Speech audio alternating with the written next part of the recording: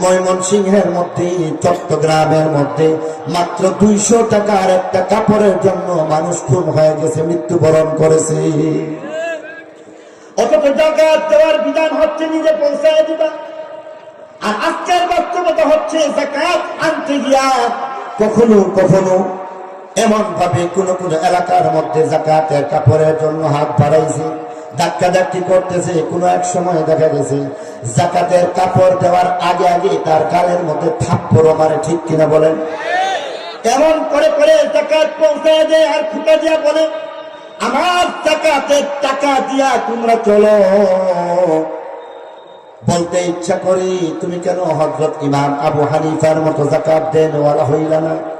যাকাত একটা এমন সুন্দর জীবন ব্যবস্থার নাম, অর্থনৈতিক ভাবে গরিবকে স্বাবলম্বী করার নাম।